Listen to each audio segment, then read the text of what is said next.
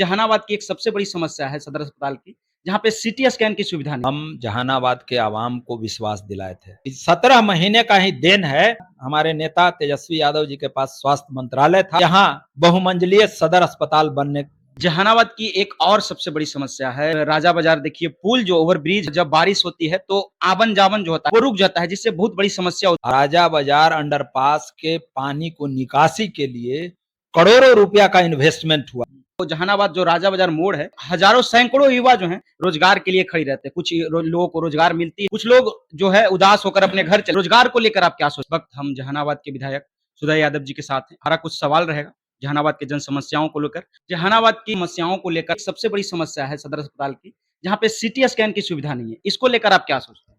देख लीजिए, आपको मैं बता दे रहा हूँ, हम जहानाबाद के आवाम को विश्वास दिलाए थे।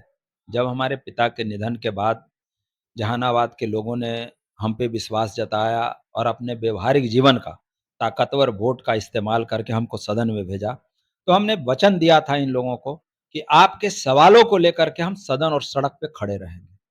हम मतलब वचनबद्ध थे और एक-एक सवाल को लेकर के हम सदन में खड़े हुए।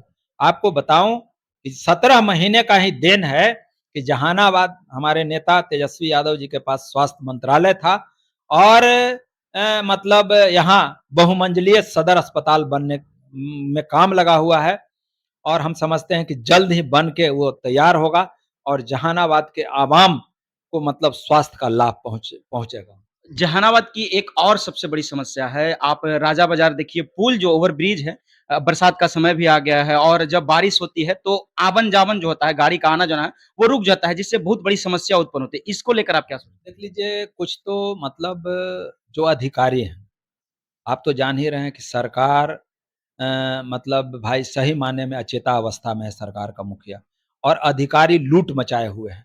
तो अधिकारी लोग योजना ऐसा नहीं है, राजा बाजार अंडरपास के पानी को निकासी के लिए करोड़ों रुपया का इन्वेस्टमेंट हुआ है, लेकिन उसका सही रख-रखाव, देखभाल नहीं होने के चलते वो उसका सही मतलब उपयोग नहीं हो पा रहा है। अगर सही मायने में जैसे अब नाला बनाया गया है, उसका पानी दरधा नदी में गिराने के लिए, समझ गया कि नहीं? लेकिन उसका अलाइनमेंट सही ना रहने के चलते पानी ठीक से निकल नहीं पाता।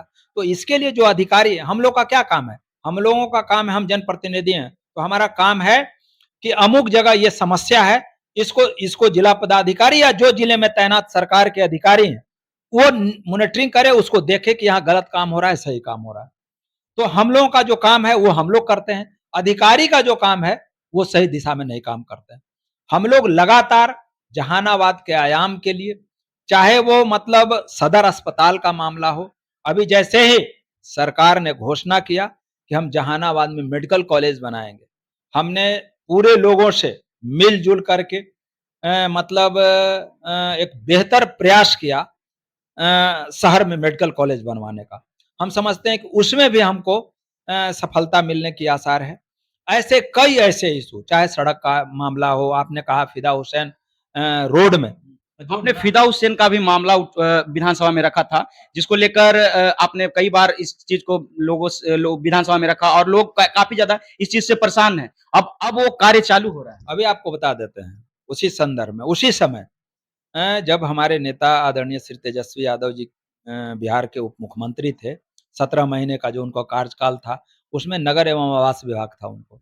हम लोग अनुरोध किए कि जहानाबाद का जो नगर परिषद है, वो कम से कम आधा दर्जन वार्ड में पानी का जल जमाव रहता है और उस पानी की निकासी के लिए स्टोन ड्रेनेज वाटर सिस्टम को दुरुस्त करने के लिए उन्होंने लगभग 50 करोड़ रुपया दिया है और आज पूरा वो मतलब उसका प्रोजेक्ट बन के तैयार हो गया, माने सैंक्शन हो गया है, अभी काम लगने वाला। आज ही अभी हम 10 बजे बुडको के अभियंताओं को बुला करके उसकी समीक्षा किए हैं और हम समझते हैं कि 1 सप्ताह के अंदर फिदा हुसैन रोड में नाला वाला जो काम है वो लगने वाला है।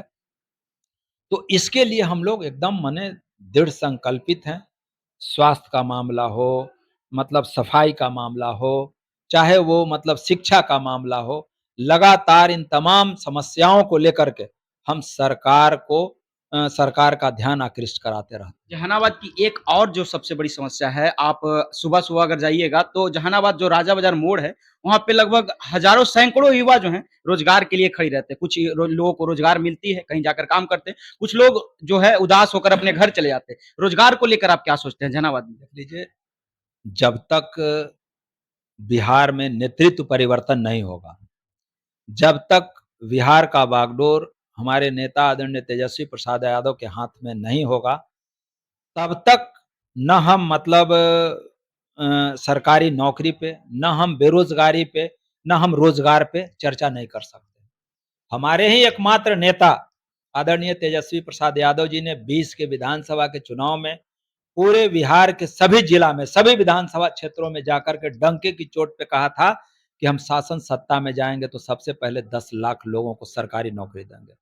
और 17 महीने में लगभग 5 लाख सरकारी नौकरी देकर के वो यहाँ के युवाओं के चेहरे पे जो उदासी थी, उसको खुशहाली में बदलने का काम किया है। इसीलिए बिहार के युवा चाहे किसी भी जाति धर्म का हो, तेजस्वी यादव पे विश्वास किया है और आज जो मीडिया के साथियों के द्वारा जो सर्वे कराया जा रहा है, उसमें हमारे नेता आदरणीय तेजस्वी प्रसाद यादव नंबर 1 पे है। अ, कौन-सा कारण है जिससे आप लोग पिछले 20 सालों से सत्ता में नहीं हैं? देख लीजिए, ये तो आप खुद देख रहे हैं, आप गवाह हैं भाई। 20 के विधानसभा के चुनाव का जब परिणाम आया था, तो कैसे हमारे लगभग 15 विधायकों को जबरदस्ती नीतीश कुमार के अधिकारियों ने सर्टिफिकेट छीना, डंडा मारा और हॉल से बाहर निकाल दिया। इस बार भी हो सकता है कि उसी तरह से खेला इस खेला जाए? बार हम लोग पूरी तरह कमर कस के तैयार हैं और उसका उसका उसका हम लोग मजबूती से जवाब देंगे। किसी भी हर हाल में हम लोग मतगणना केंद्र को मजबूती से घेर करके रखेंगे और जब तक हम लोग सर्टिफिकेट नहीं ले लेंगे, तब तक उसको हम लोग नहीं छोड़ने वाले हैं। इसलिए जहानाबाद की आवाम नहीं, पूरे बिहार की आवाम मन बना ली है कि हमको तेजस्वी यादव के हाथ में बिहार का बागडोर सौंपना है।